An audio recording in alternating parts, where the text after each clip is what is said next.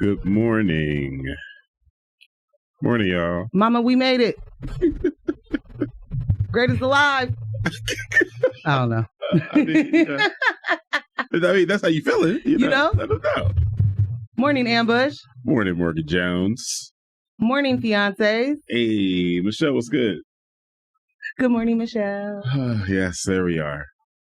I fumbled a little bit. There was a button that was supposed to be pressed that wasn't pressed. I'm just so used to being pressed all the time. I got caught off guard. But we're here. Made it. Made it. Mama, we made it. You know, I don't have any freestyle skills, so I was just like, a 1, 2, 3. A 1, and that's it. Oh, that's what I should have done. The Lawrence Welk. Dang. Missed opportunity. Lawrence Welk. One of these days. One of these days, all of the comedic things I think that we do in our home will make it. That I think are funny will make it over here. Am I thinking of the right person? Is this the entertainer known around the world, but especially in the Finger Lakes? Yeah, indeed. Okay. All right. Way to nail it. All right. You know. And the one. And Fiancés, are you listening? Man. I asked that. Mm-hmm. Oh, I'm sorry. No, go ahead. I was going to say, I asked that because we have, just a humongous thank you to give. Yeah. Yeah. You help us drive the fun drive. Yeah. Big time. Like, Bodied it. Now, I wouldn't use that word. And the reason I wouldn't is because we did not win. However. Okay. And I know, Fiancés, you are going to find this just as heart-wrenching as I do. Mm-hmm. And I'm trying to decide. Do we go? Do we give? We came in third. Yeah. We came in third by $1. One single USD. Yeah. Yeah. One. So the reason I was going to say we killed it is because overall, all of the shows, all of the volunteers, all the programmers, our goal was to hit 10K. And we hit 11. For peer-to-peer. Yeah, for our peer-to-peer. Yeah. And we hit 11. We hit 11.5, baby. Yeah, like that's major. Like, thank you all. Like, thank absolutely all of you, outstanding. No question. Yeah. I'm sorry. I skipped a beat. It's what I do. I do apologize. First, humongous shout out. Dope Mix Dave blew every single one of us out of the water. Yeah. Got to give props for that, dude. I mean, out of the water. Yeah. So. Across the pond. It's just. I was really trying to think of a way to give some shade and accolades in that moment, but I don't have any. In all honesty, fantastic work. Fantastic work. Yeah. And DNA. Good old Dan. We do love and appreciate beautiful music. And everything that you do. Yeah. Dan. Yeah. Great, you're fantastic, and you are a second place winner this time around. $1. I'm just gonna maybe randomly say that throughout this entire broadcast. But there is no anger. Just, like I said, heart-wrenching moment of reading. I came in third by $1. However, Fiancé John, I hope you are listening. Thank you so much for seeing me for the competitive person that I am and appreciating it and helping me get to that almost finish line. This was incredible. Appreciate y'all so much every single time, all the time. Ambush. Yeah. I didn't want to just jump in on you, but you were still. No, yes, absolutely. You guys are the reason we show up. No. That's half of it. We like hearing the sound of our voices on the air, for sure. Nope. Speak for yourself. One of us likes brother. hearing the sound of our voices. The other one likes hearing the sound of the other one's voices. But we really, really love, really love the engagement, the text, the Not really, Instagram engagement, the in the streets engagement.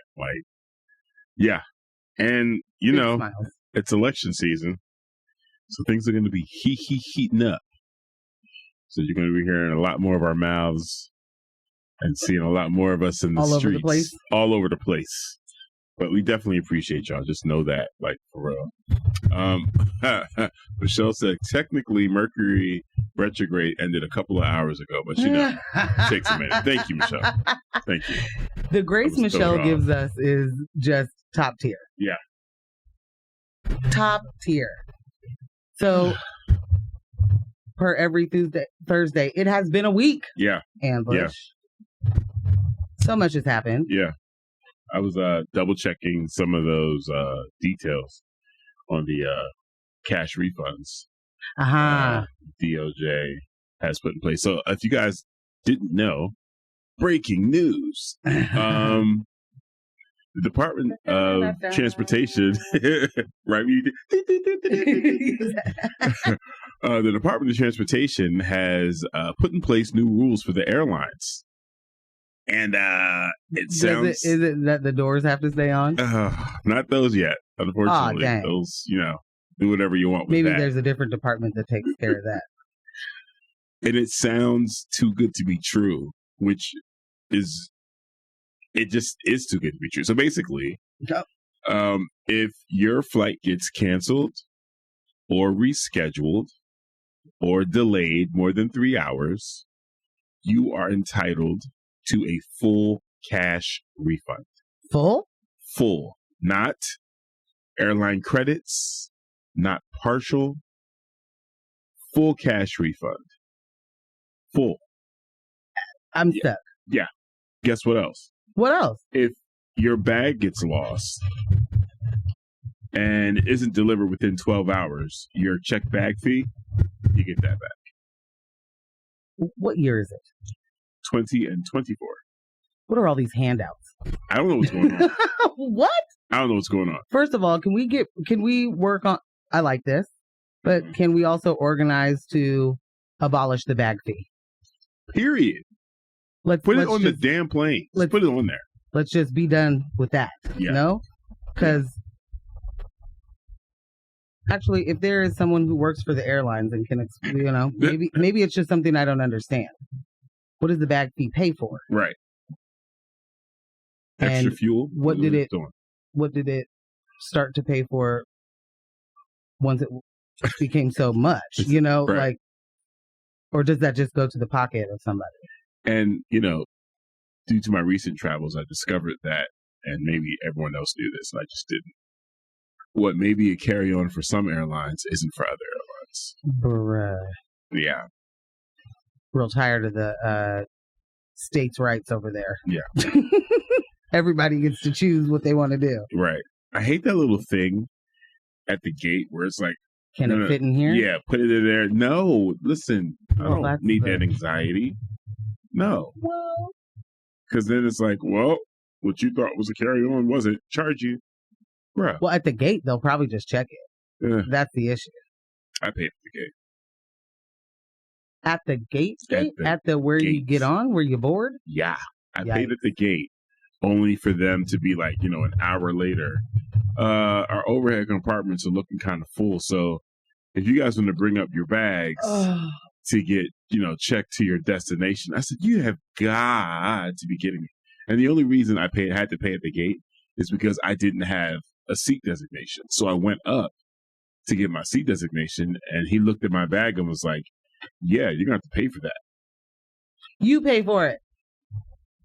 Not personally, though. Not very helpful, sir. Not very helpful. Delta Associate of color. I mean, that's okay. Okay. Homeboy. What are we doing here? I'm weak. Okay. Yeah. Yeah. Well, maybe you can. Maybe they'll be like Walmart and price match or whatever, so you can call and say, "Hey, you just enacted this This has just been enacted. I would like my money back from a previous flight. Please don't be that person, by the way. I would like points from previous flights. I don't need my money back. Just give me all the points from our courtship. Give me all those miles. That's what I'd like. I mean, yeah. I was told that was possible. I don't know. We gonna see. Yeah. I'm sorry. I was just distracted. Oh gosh. And I do need to take a moment before we get to this text message to give an extra special thank you for multiple things. Yeah. To one Harper. Ah, yes. Yes. Fiancé Harper. Yes. Did not just give to News with My Fiancé in one Jack Rudo's face.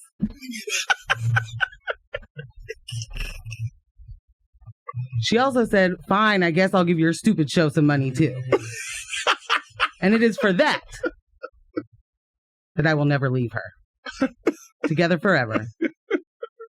And now, the text message from Rudo that says, morning, Famancees. You are so welcome for all the donors I sent to your peer-to-peer page to help your little show feel loved. XOXO, Rudy Bootie. You know, we do thank you. Big time. Oh. Forever and always. And this time even more, honestly. You know, to have caused a rift in your home for however long we did, we are thankful. And we hope that you guys have, you know, patched it all Healed. up. Healed over the week. I doubt it because, in fact, you are a menace. Rudo is a menace. A menace. Our little show does feel loved, so thank you. Yes. Thank you so much. For all the donors you sent our way. Appreciate that. Bob hit us up. If a restaurant treated customers like the airlines do, nobody would eat there more than once. Period. Yeah.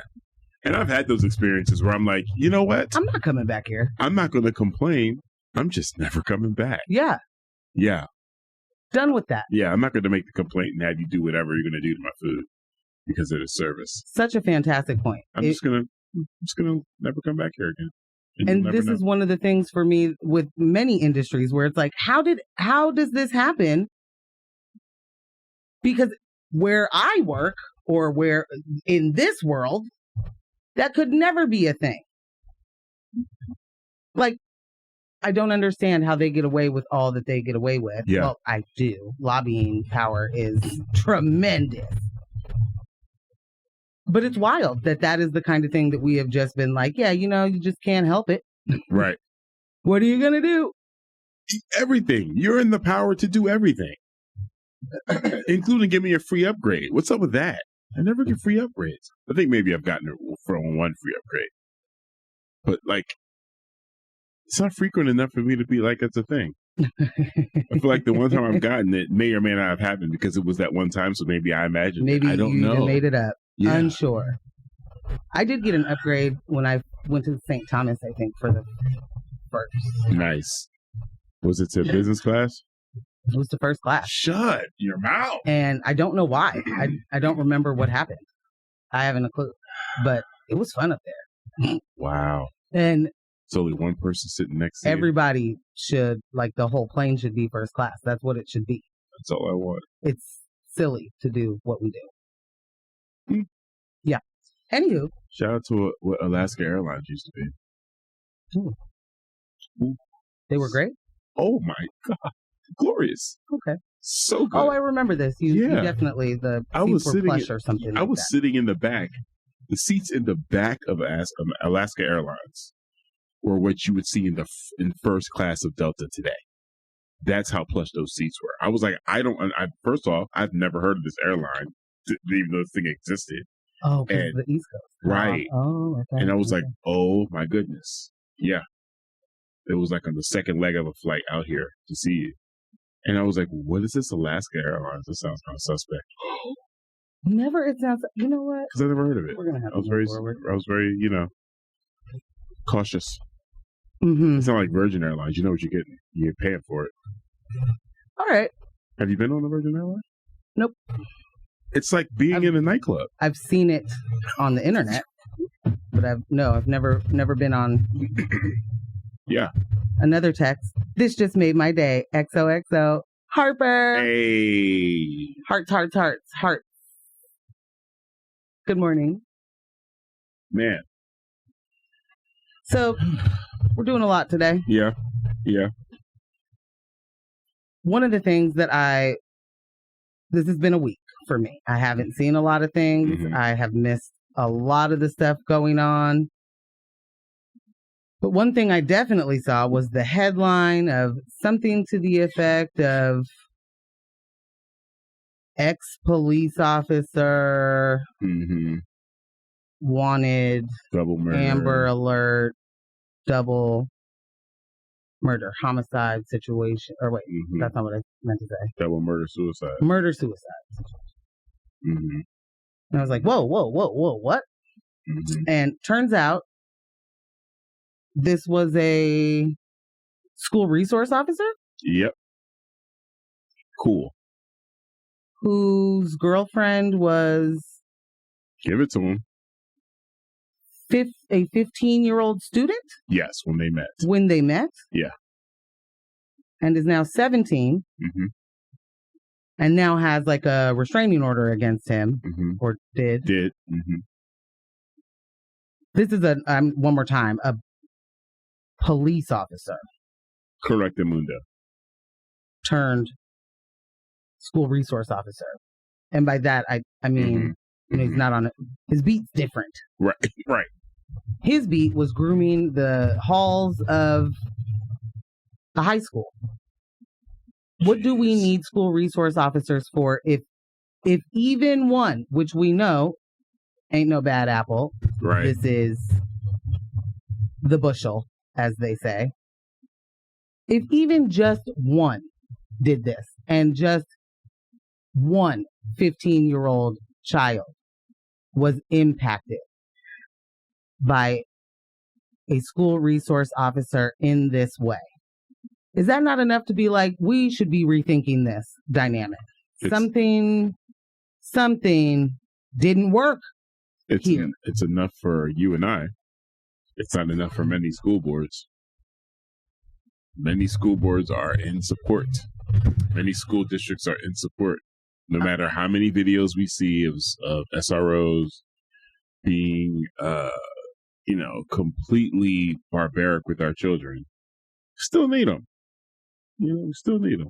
I mean, you remember there was a compilation of videos a few years ago of like school resource officers just body slamming kids. Yeah. Like getting them out of, the desks that are just a single desk and you like snatching them out of those and then body slamming them. I can't imagine what a sitting person could be doing that's so bad that they would need to be choke slammed. Right.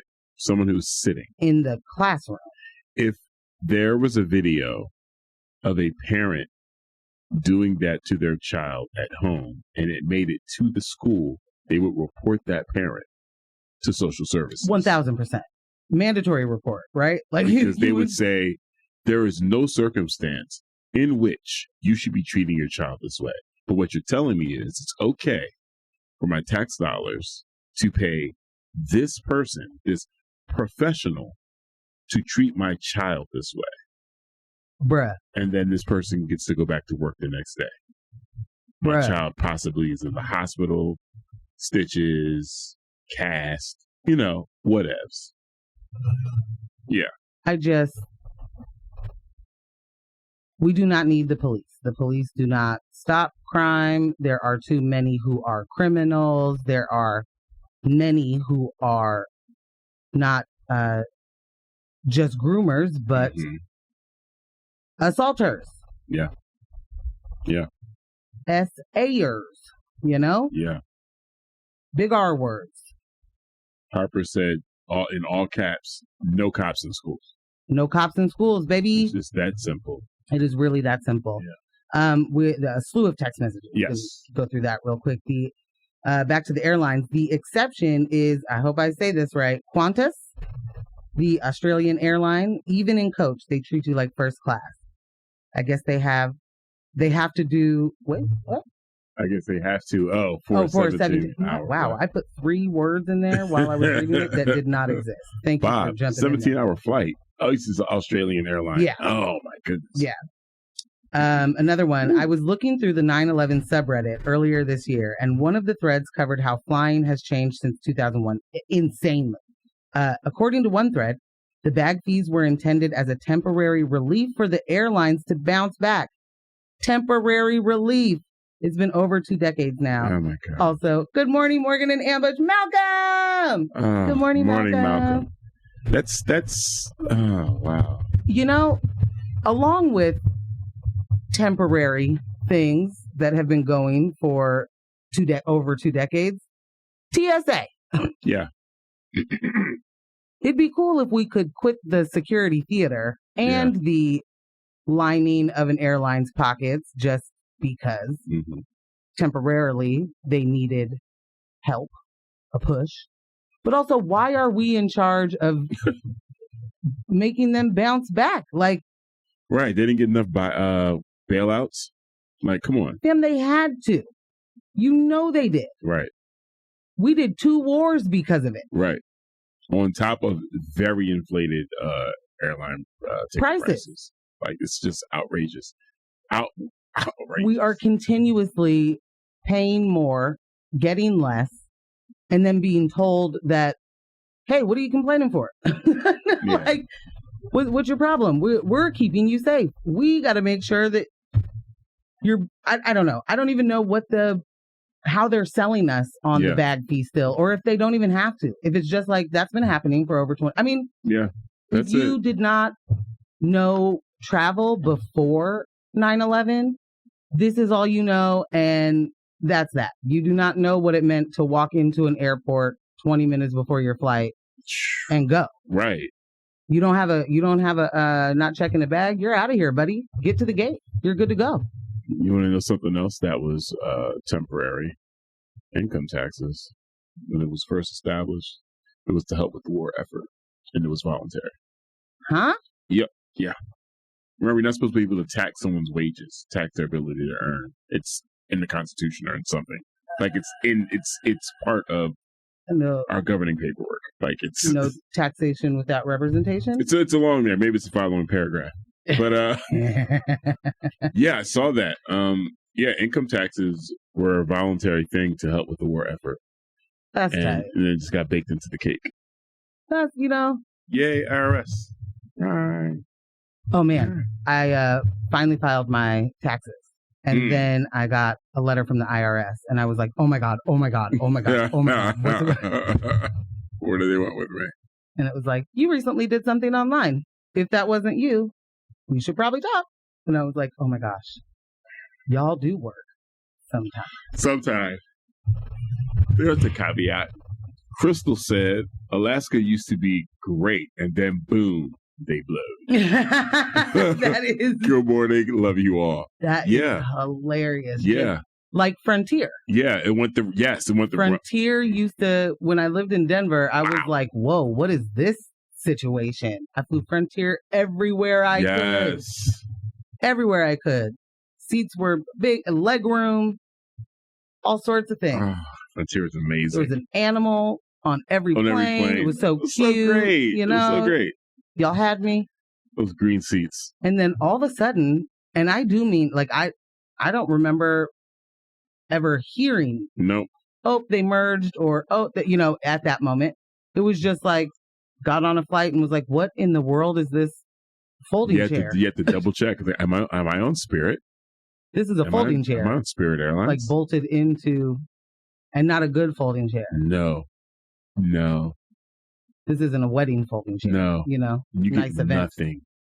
No padding. No nothing. No nothing. No water. Just literally laughing at you. A mess. Bruh. A mess. Bruh. P-Town said, Fiancés, the birthday queen was sleeping in. I'm here now. Birthday queen! Happy birthday. P-Town. We love you. Good morning. Good birthday morning. Or did your birthday happen and you're, recovering? Oh, that'd be nice. That's That'd usually be nice. my deal. If you are recovering, it's way too early to be up still. So thank you for joining us. Absolutely. Absolutely true. Oh my gosh. Bob. Yes. If you take, and this is all caps, so please know I'm yelling at you when I say this. If you take more than 3 ounces of toothpaste on a plane, the terrorists win.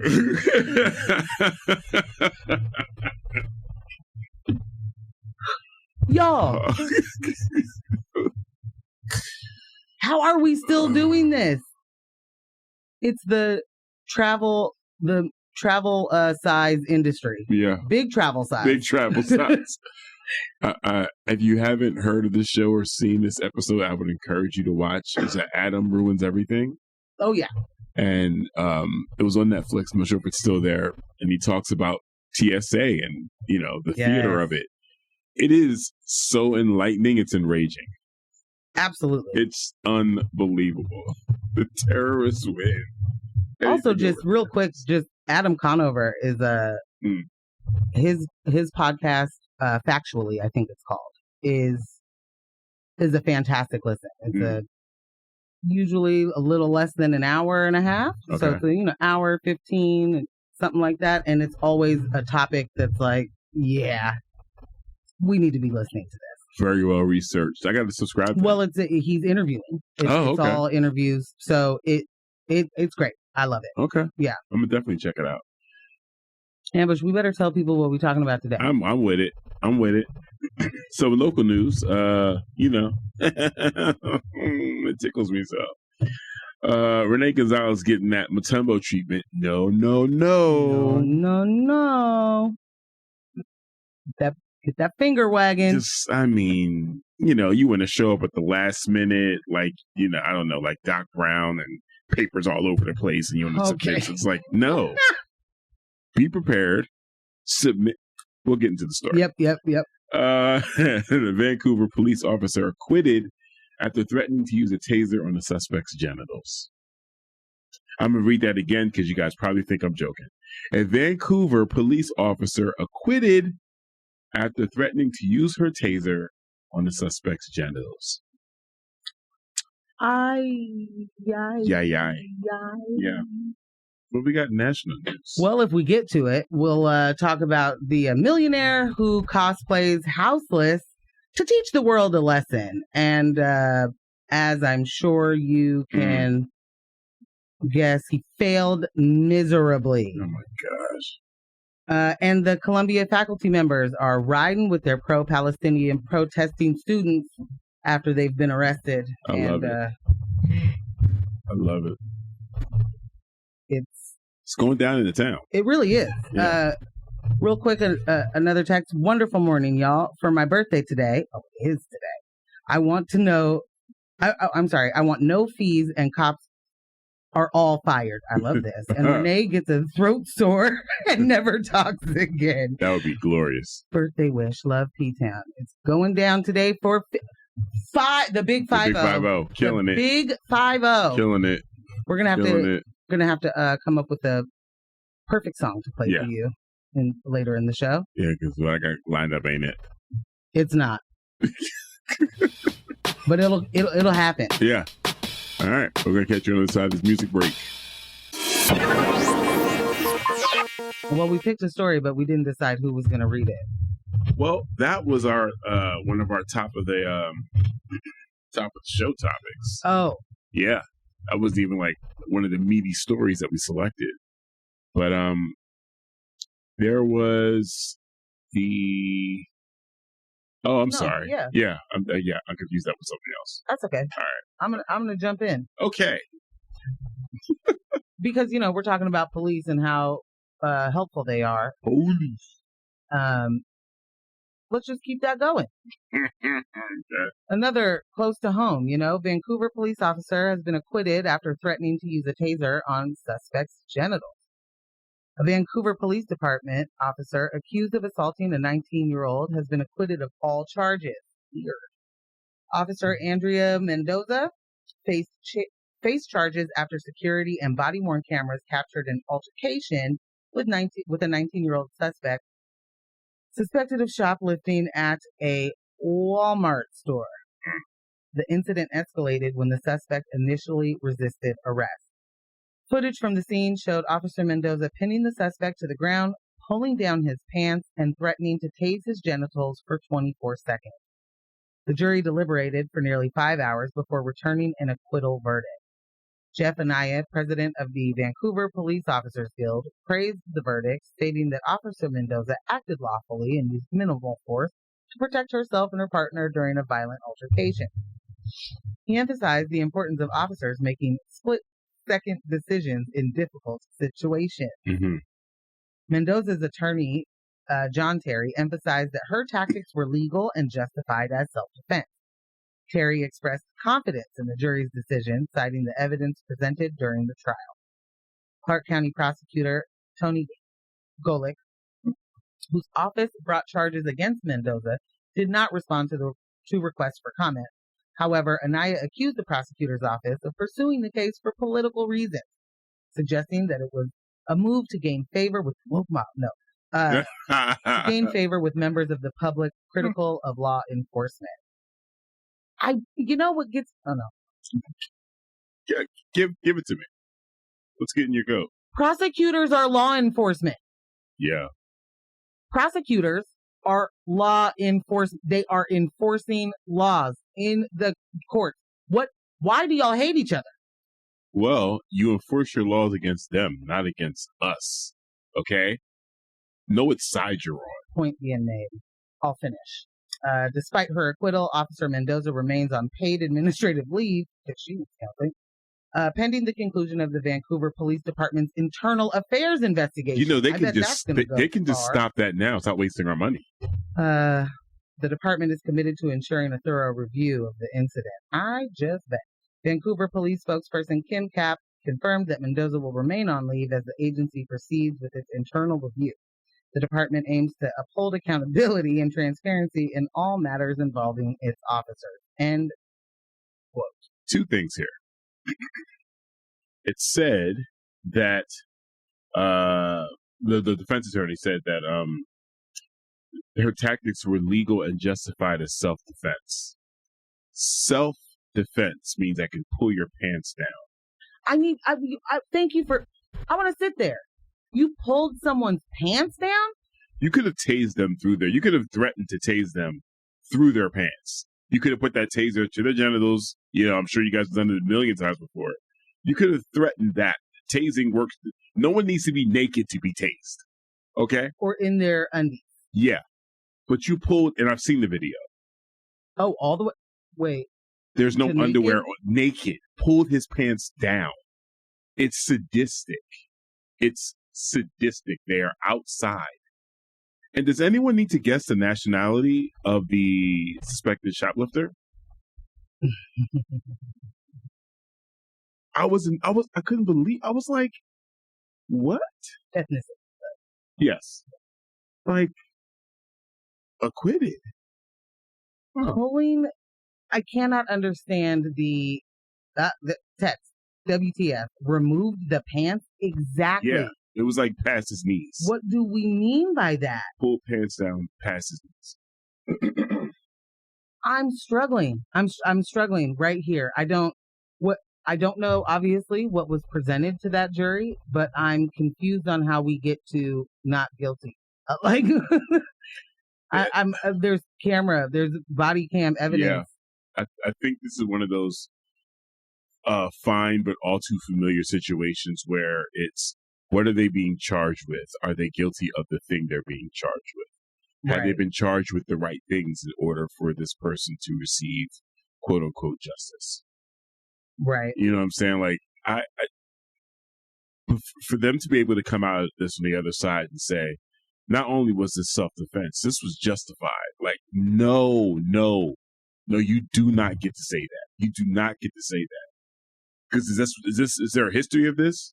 Do we see this is just what y'all do? Justified self-defense? Like, what are you talking about? They do. That they can kill people. Pulling pants down isn't going to be, this is definitely at least you're alive. Right. P-Town said, I'm forever going to pull cops' pants down now to protect myself. I don't suggest there that. it is, self-defense. But I do love the idea. I am defending oneself. Yeah, I'm a little, continuously abolish the police, but whilst they're around, I wanted, you need to explain why that was a thing. You need to explain why your thought was, let me pull this person's pants down and stick a weapon to their genitals. I mean, the prosecutor did say something to the effect of, if the, sexes were reversed here, there'd be nothing to talk about. And I have to agree. Absolutely. I have to agree. I can't imagine. I cannot imagine that being an option. But now it is. But now it is, right? It's happening and it being an option. Yeah. A precedent has been set. So we just gotta this is going to be the new thing now, right? No. Let's not call that into existence. Yeah. I'm exhausted.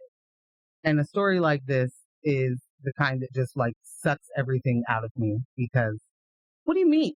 What exactly? What do you mean that you are, committed to upholding accountability and transparency when, a year ago you're pulling people's pants down? Uphold accountability? Where's the accountability? Who should be held accountable, in your opinion? Yeah, the DA, I guess. They're mad at the, at the prosecutor. There's too much. There's too much to be fixed around here. Yeah. It's like, where do you start? Where do you start? So what do we want to do here? Do we go right into another story? Do we take a quick music break? I want to hear all about Rene, and I want to hear about the Millionaire cosplayer. I got to get... Okay. So how about we take a music break and then do 2 stories? Deal. That works? All right. We'll be right back. So, Millionaire cosplays Houseless to teach the world a lesson and fails miserably. I was going to say Les Miserables. That is it. All right. Yeah. Okay. In a social experiment that captured the attention of many, millionaire Mike Black embarked on a journey to intentionally become homeless with the goal of making $1 million in just 1 year. I can almost stop the story right there. Honestly. However, concerns about his health led him to end the challenge early. Weird. Faced with the harsh realities of homelessness and the importance of privilege being able to prioritize health and family. There it is. This entrepreneur decided to abandon his comfortable lifestyle in July 2020, giving up his car, house, and all his money to start afresh. His intention was to prove that with hard work, it was possible to rebuild one's life from scratch, even without the aid of luck or money. I want off this ride. You can't. He said, I knew a lot of people who lost everything during the pandemic. I wanted to help my friends rebuild their lives and demonstrate that becoming a millionaire is achievable through determination and hard work. However, Black faced numerous challenges from the first day of his homelessness. He struggled to find basic necessities like water and shelter, experiencing firsthand the difficulties of life on the streets. Despite the initial hardships, Black displayed resilience and resourcefulness. He started small, selling furniture online and acting as a middleman to make his first $300. He started small, selling furniture online. Whose furniture? No. He's a middleman. So, whose furniture are you selling online? How do you have access to online? What are you bringing to what skills have been brought to this table that doesn't exist? Right. Over time, he managed to secure clients as a social media manager and even launched his own brand of coffee. While homeless? Yes. Yet, as Black's journey progressed, his health began to deteriorate. He revealed that he suffered from autoimmune disease and experienced chronic fatigue, prompting him to reevaluate his priorities. My personal health declined to the point where I really needed to start taking care of it, Black shared. The project pushed me over the edge, and I realized that health and gratitude are what truly matter. Ultimately, Black decided to end the challenge after completing 10 months, falling short of his $1 million goal. However, he considers the experiment a success, emphasizing the importance of helping those in need and prioritizing health and family above all else. This, YouTube should have buried this. This is insulting. It is. Fam. Dude said it takes absolutely nothing but grit to make $1 million. Yeah. Okay? Get it together. I don't know what all these lazy pores are doing around here. Get up, get out, and get something. Yeah. Right? I can make $1 million in a year from started from the bottom. Now I'm here. Yeah. And then, in fact, supposedly made 64 grand, which even in that, questionable. Quite. Are you pulling so you walked outside and decided, now I'm houseless. Let me call all my friends and contacts for being a millionaire and see who I can work for. Whose furniture are you selling? Like, what are you talking about? What exactly are you talking about? Never I really gave up all this stuff, really has no money, really doesn't have any parachute. Like, lies. There's really something to be said about, I'm going to choose to do this to show you how you're able, I guess. Yeah. To do the same thing. Yeah. You show you your options. No. The hubris. Like, in what regard? And I understand, free speech. Everyone has the power to make whatever content they want and throw it up on YouTube. What I'm saying is, that's where shit stops. Like, he should have been ridiculed and heckled in that moment. He should have been bathed in negative comments, and we never heard of this. Well, the wild thing to me is that there are people defending him that are like, he was trying to do something good. No, he wasn't. He was content farming. Yeah, shame on you if this is what trying to do something good looks like. Right. Also, this just isn't doing something good. That's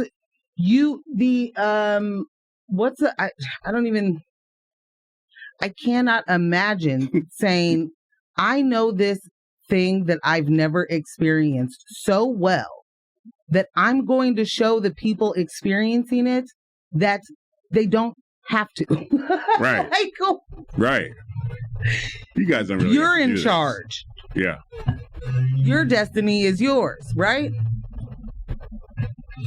Like, I'm not understanding what there's a lot of cuss words I want to be using right now. Because I just can't get past the makes himself homeless. Like, do you hear it?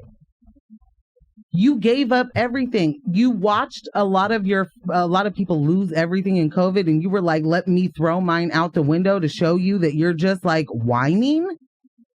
And then when you didn't do it, you were like, I got an autoimmune disorder, and so I'm going to have to stop being homeless. Is that what happens for people? Are you listening to yourself, bro? Do you not hear yourself? I want to know, is it, I'm sick, guys, so I got to go inside to my house. Like, what? This is someone who's convinced themselves that they are better than Martin Shkreli. Oh, God. Oh. I'm not that type of rich person. I'm not that type of elite.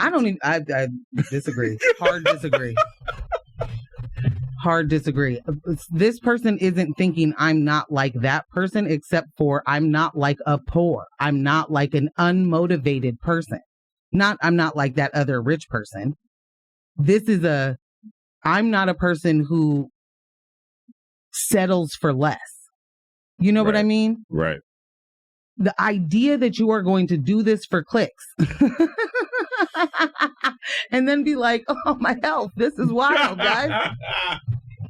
But not even equating it to what why your health would likely decline. Also, not saying, oh my goodness, look at what happens to people's literal physical health when they don't have anything. You don't even put those two in twos. This dude is probably like, I can't believe this thing happened to me while I was doing this thing to show the pores. Here's the thing, right? You got a successful job selling furniture. You establish a coffee brand. You're selling coffee. You are doing online, your media management, social media management. Mm-hmm. You can't afford healthcare? Huh? Yeah. Come on. You launched your own coffee brand while being houseless during this experiment, this playing in people's face. You can't just afford healthcare? You can't just... Do we ever actually see him sleep on the street? There's a bunch of YouTube videos. But does he actually sleep on the street? Because the thing I'm reading right here says it's really funny because he actually never once sleeps on the street. The first day, he conveniently finds a guy willing to let him sleep on his couch. And another random cut where he miraculously has an office space. So now you're sleeping in your office space. So at what point are you actually houseless on the street? I'm not talking couch surfing. Right. There's a humongous difference.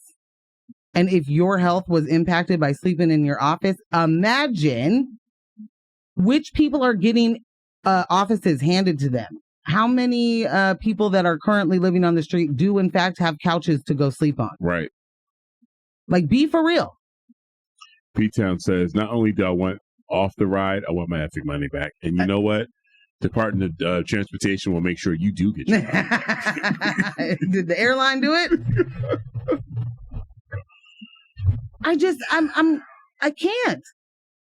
Concerns over your health make you quit the challenge you gave yourself? Right. To prove which point again? I can't get past that this person doesn't equate the two. Right. That doesn't have anything to do with the other. One doesn't have anything to do with the other. I fell short of my goal. And then move the goalpost. But it certainly showcases, the power of determination or something. If you don't go somewhere, if you don't find somewhere to go other than here. What please. A dweeb. Super dweeb. And for folks to call it daring, like the people that I saw responding, who knows if they're people anymore, but the responses I saw, like that was a daring journey and, experiment. And no.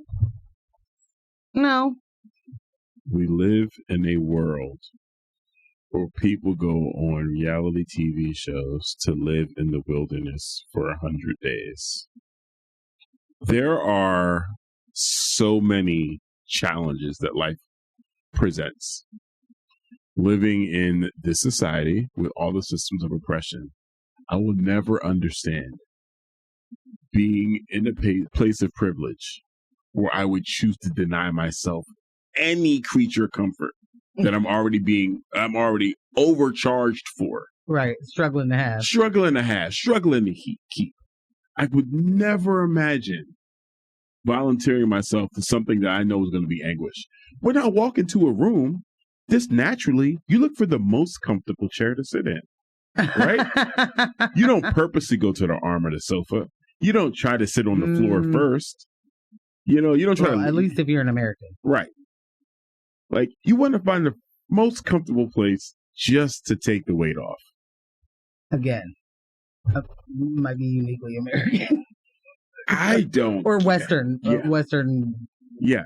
I don't get this. It's insulting. It's insulting. You're playing to people's faces and you want applause for it.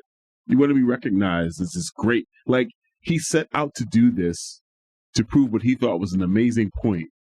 And he was looking to be on the front cover of Time, Good Morning America. He was like, oh, I'm about to eat. This is it. Okay. I'm sorry. I just, in further review, this man said one of the best things to sell are tables.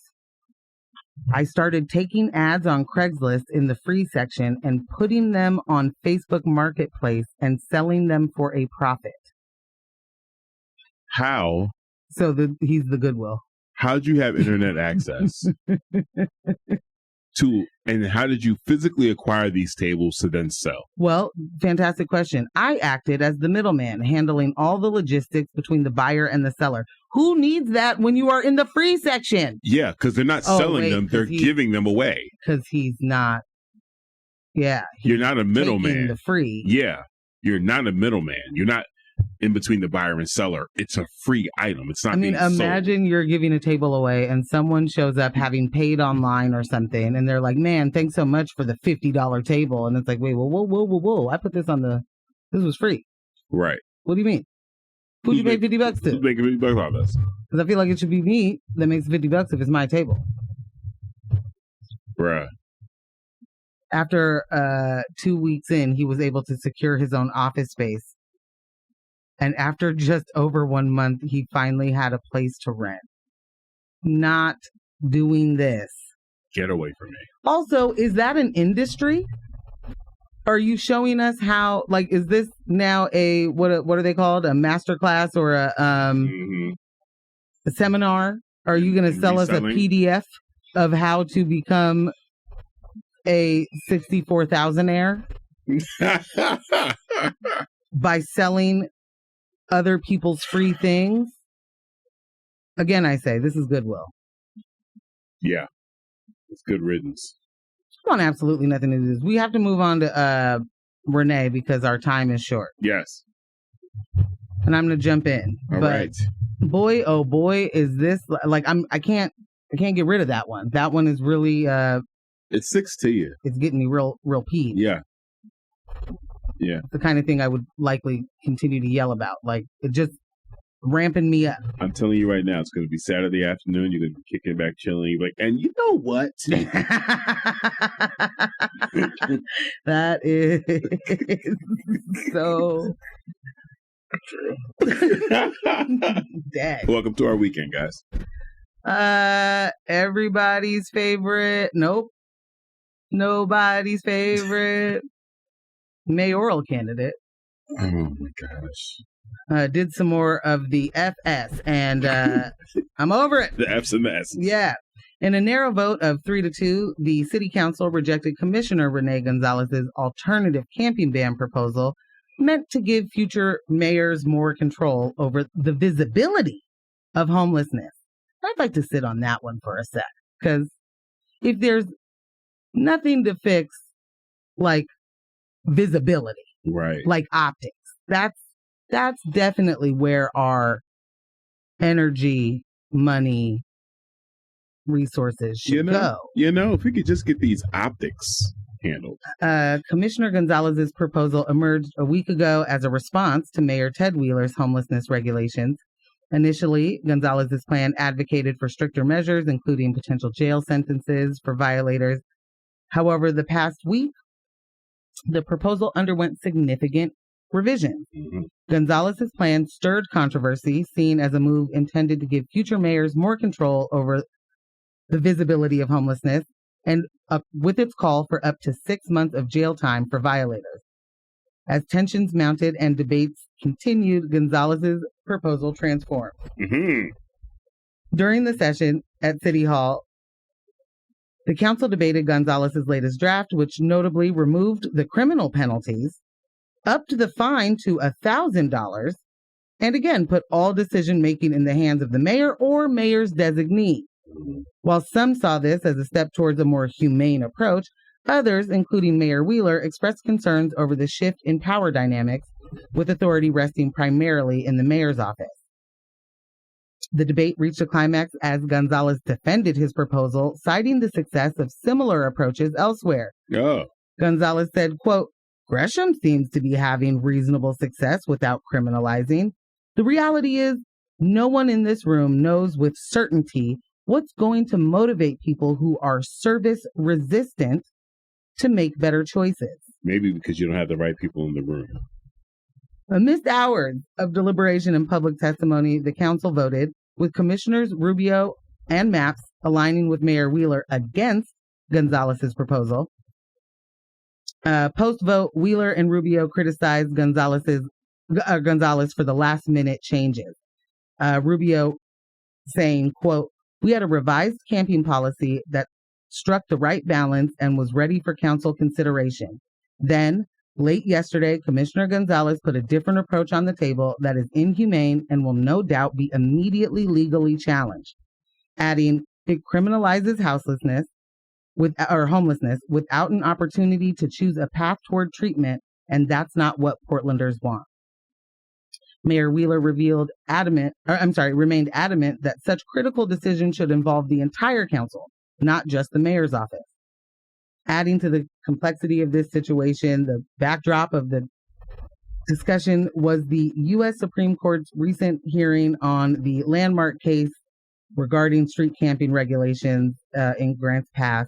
And this could have significant implications for how cities across the West Coast address houselessness. Welcome to Portland under Rene Gonzalez. Rene's vision for Portland's future. I am the mayor, and I get to decide what to do with my serfs, houseless citizens. I mean, I really don't understand how I'm just going to float this real quick at the city council. Like, how many times have we done this? How many times will they let this continue to happen? You're just wasting our time. Yeah. And our resources. There was something that was previously discussed. Everyone was ready to vote on it, and then you switched up at the last minute. Like, he's not even trying to do anything incrementally. If this was something that was previously discussed, you had an amendment previously discussed, everyone was like, yeah, we're good with this. Right. You wouldn't even let that pass and wait until the following week to be like, hey, I'd like to make some adjustments. I don't know who's worse. No, I don't know. I was going to say, I don't know who's worse with this, him or Mingus. But no. Well, Mingus got this one right, and I wonder why. How do you manage to do that? Yeah, I wonder how. Right. I also, what is this man's complete and total obsession with the fire department? I've got to know what's happening here. It's like they're choosing. Mingus takes the cops. Yeah, Rene takes fire. That's a good point. These are our boys. I can't get over some of this, service resistant. Right. What do you mean? Right. Michelle said, service resistance is such a nefarious term. How about ask why those people aren't being served? Hello? Because they need mental health or addiction care. Because their dog can't be in a shelter. Because they're a family that can't be separated. Because they work night shift. Hello? The people who need to take responsibility are the officials letting these chasm-sized gaps persist. Yeah. Ding, ding, ding, ding, ding, ding, ding, ding, ding, ding, ding, ding. Service resistant.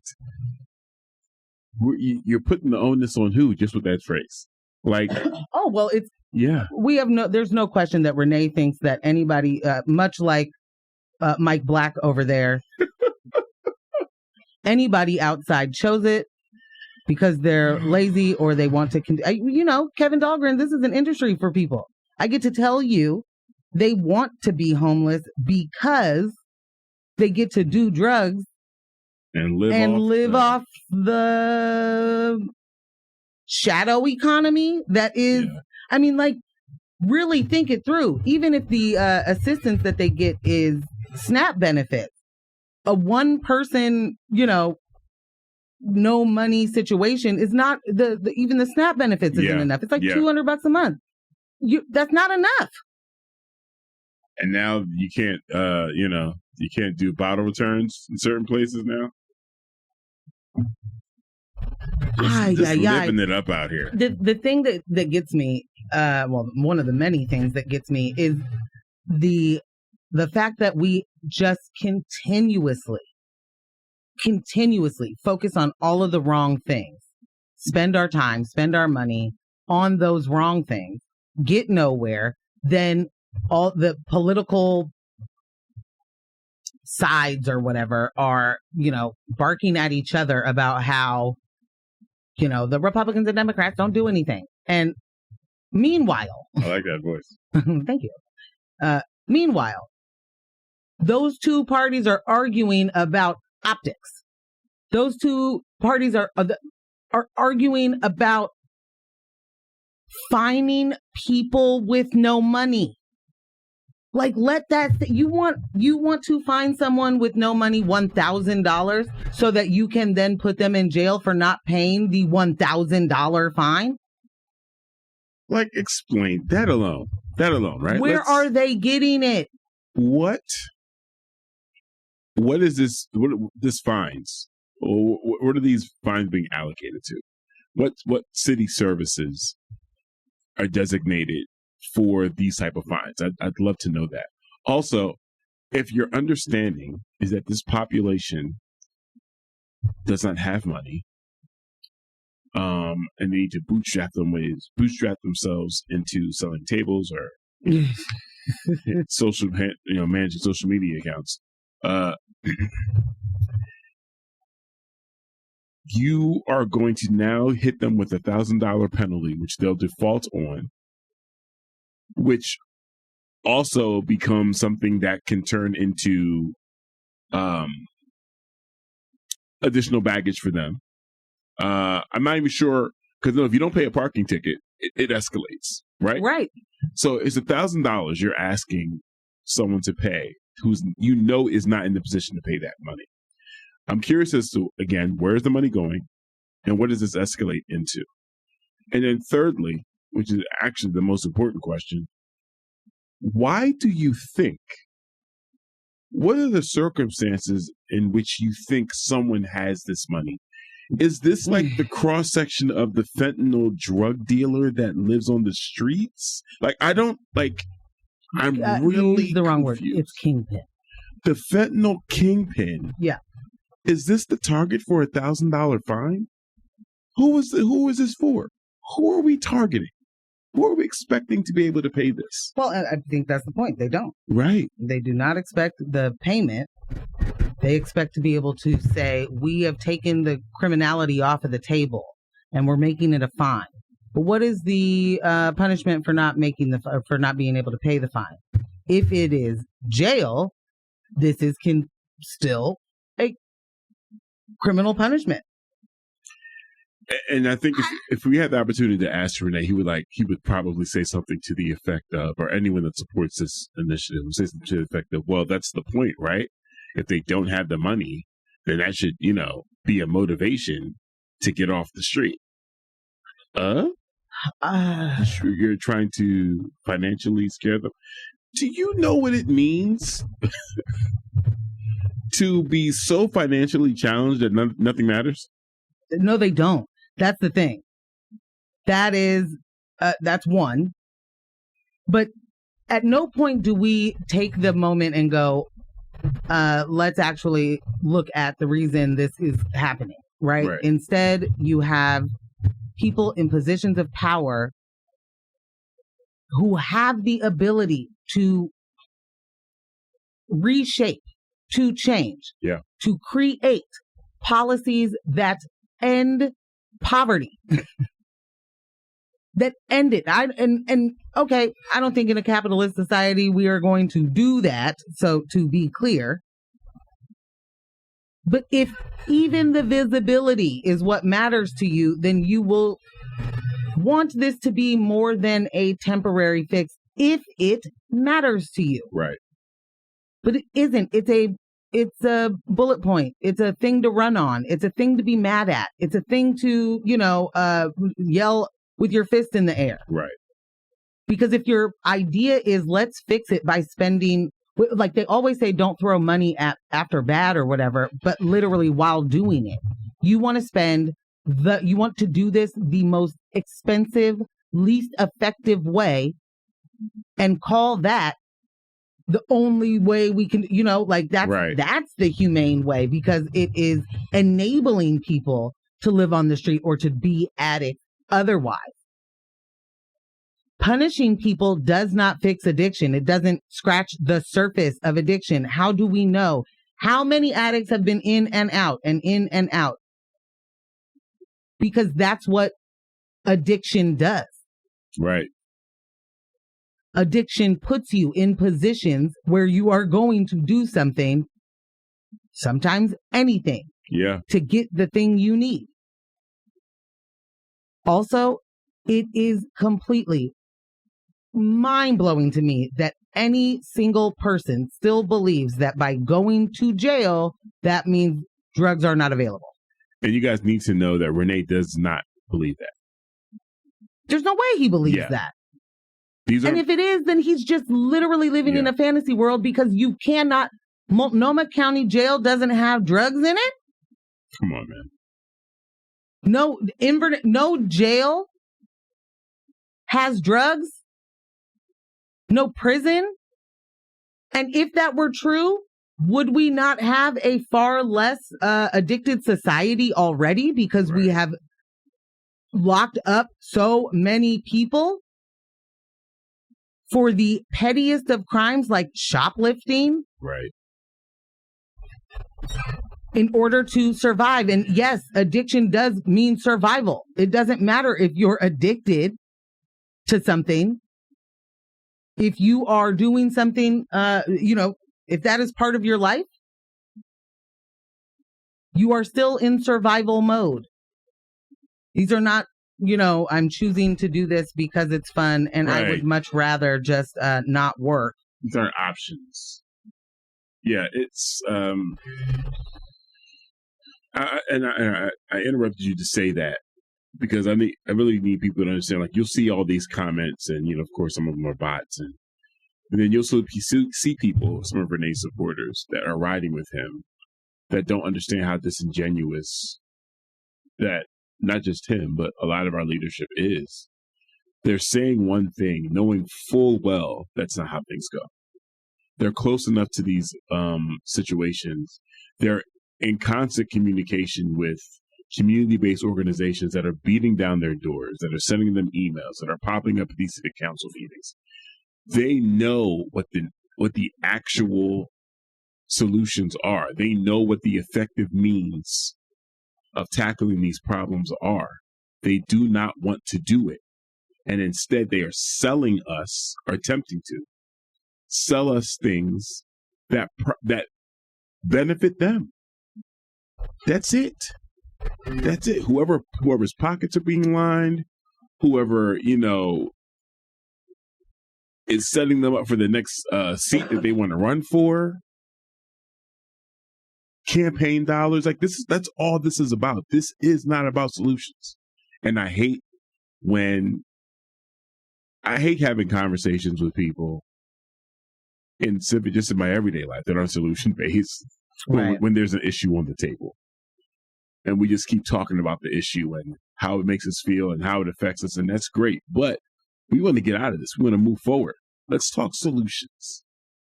Let's implement and fund solutions and stop talking about these temporary Band-Aids. Like, I also want to make sure that we point out that what it means by, Maps, Rubio, and Wheeler saying no, Dan Ryan said yes. Hello. One more time. Could you repeat that? Dan Ryan said, sure, I like it. I wish I had like that echo, put some reverb on your voice. Dan Ryan said, sure, I like it. I like it. Yeah. Yeah. Mans definitely was like, I'm in for it. Yeah. Dan said, sounds good. Let's do it. Dan Ryan running in District 2. Are you kidding me? Y'all better not. Are you kidding me that you would say yes to that? No, you're not.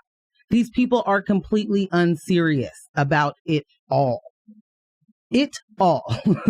Like, I'm thankful that this was rejected, right? I do wonder, maybe, for Mingus, who does, in fact, want the same thing. And by that, I mean the power to breast with the mayor, because he thinks he'll be it, in which he won't. I want to know what part of it that made him say no. Was it just that somehow the police didn't get extra money, or? I would love to hear from Dan Ryan about what part made him say yes. I would also, yes, absolutely. Like, too often he's allowed to just skirt away, and just hide behind it and never answer for his decisions. Never get no. Sorry, I'm just seeing something that I want to make sure I get the date right. Okay. Because there's going to be a mayoral debate. And is it today, Thursday? Uh-oh. Rene Gonzalez, Mingus, Maps, and Carmen Rubio, who are all currently Portland City Commissioners, will take part in the debate at the Hilton Doubletree Lloyd Center Cascade Ballroom. Here we go. The debate, hosted by the National Association of Minority Contractors, Oregon, begins at 5:30 p.m. with the doors opening 30 minutes earlier. Will be live streamed through Open Signal. Shout out Open Signal. And that is today? You'd think that it would... NAMC. Shout out to them. They're in Lloyd Center, 3rd floor. The 3 leading candidates to become the next mayor of Portland will meet Thursday night in a debate hosted by Coin 6 News political director Ken Body.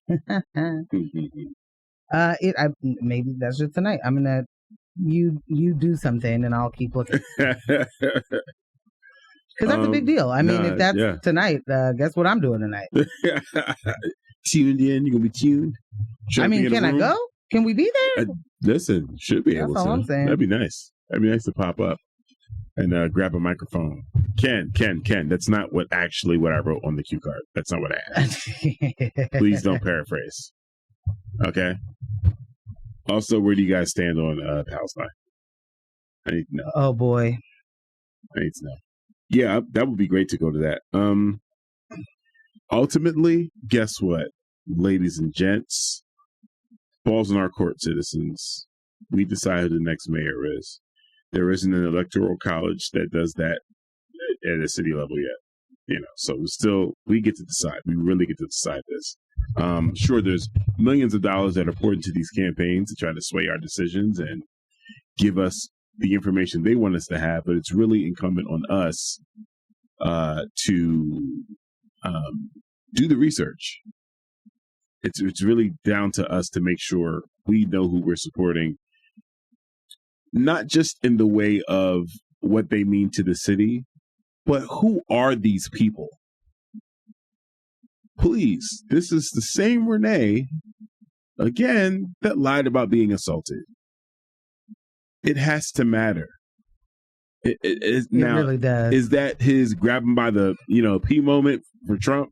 Not necessarily. Well, that wasn't a moment, so please don't let it be that, because that never ended up meaning a thing. Right. Sorry, I didn't mean to yell at. No, but I mean that's literally where I'm going though, in the way that it's not meaning a thing. Right. It needs to mean a thing, because again, it's more of an indictment on us if it doesn't.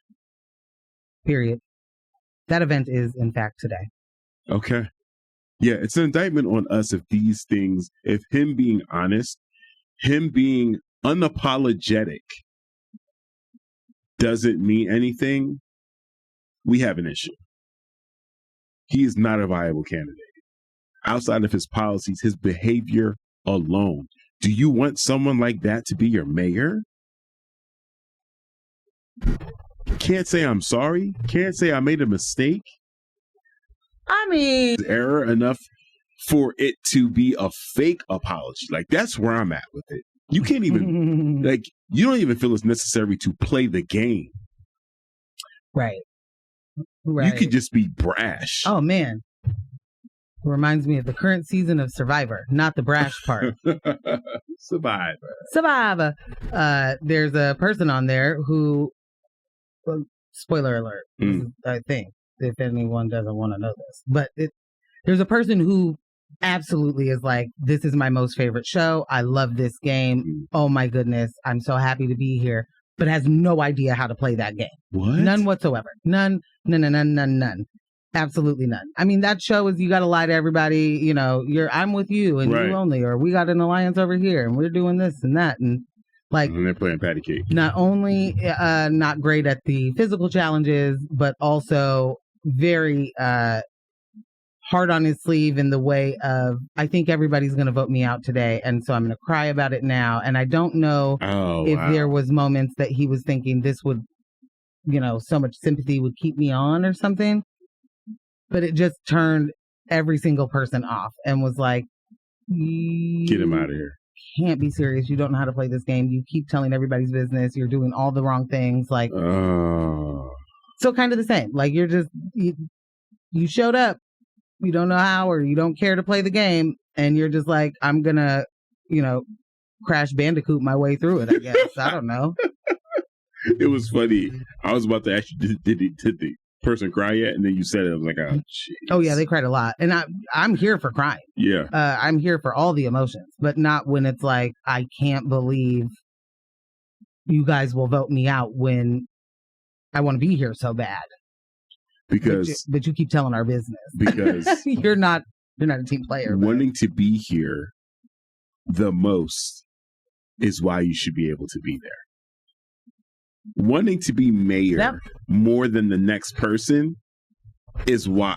Qualifications aside. Yeah. Policies aside. Issues aside. I really want it, guys. Yep.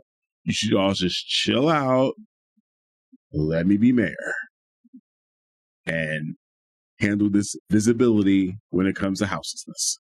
Okay? I need to say before we are out of time that this mayoral debate is in fact sold out at this point. Like you needed to have RSVP'd before this, so this is my bad. Okay. But still viewable on the live stream. Shout out again to Open Signal. They do a fine live stream, those people. There's an Eventbrite for it. You can go there. We'll throw it in the story. Cool. Stories. Maybe, right after the show. Yeah. But I want to make sure that we are able to play a, happy birthday to P-Town 50th.